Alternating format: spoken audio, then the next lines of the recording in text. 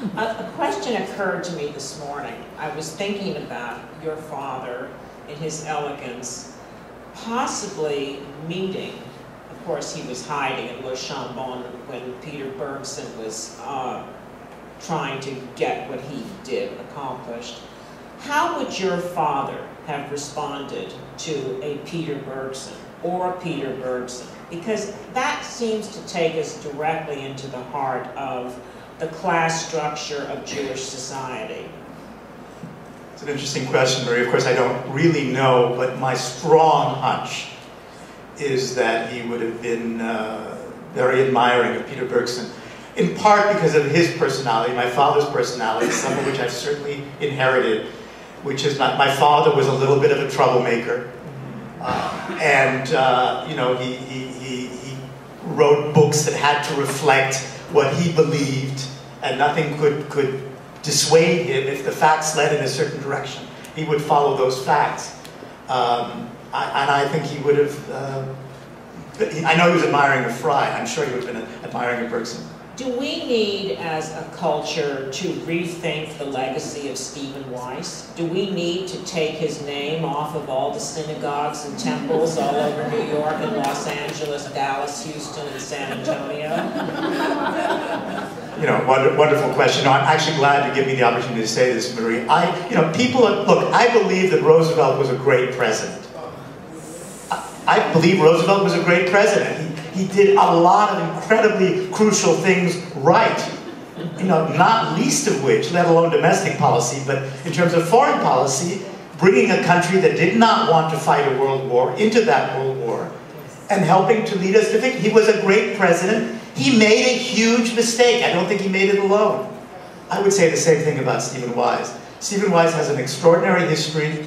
He was a far-sighted social reformer. He did a lot of truly important things. I think the mistake we always make... And an opportunistic womanizer, according to many people who worked for him and with him. Well, you know more about it than I do. Let's not leave out the facts. This is a day to speak a version of the truth. But my point would be still that what we should, the mistake we shouldn't make is to idolize anybody to the point of not retaining our own judgment. Of course, this is one of the big problems with the Jewish community then, because the American Jews were so completely in Roosevelt's pocket.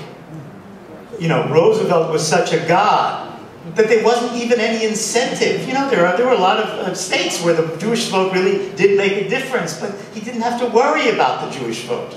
Pierre, I want to open this up to the audience, but first I'd like to call on one or two people who are here. I see Ellen Chesler in the audience. Ellen, who is, of course, runs Roosevelt House here as a historian and scholar of that period, distinguished.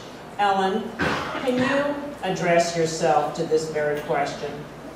You're very kind and much too generous in your comments, but I do want to say, now I also am a New Yorker by adoption, but an Ohio-born Jew, like Rabbi Wise, and I think so many of us have to remember that Jews of the period, and Roosevelt himself, on the right, faced the Father Coughlins of this world. And as we know today, there is a very strong, very, very right-wing strain and tradition in our society, and particularly Jews in the Middle West and this sort of American heartland.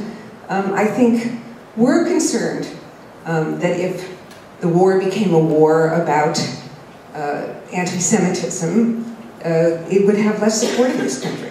And there's also the other, I think, important element that is in your film, Pierre, that is really so profound to me, remembering my childhood in the 50s, which is that I used to say to my mother, where were you, you know, during McCarthy?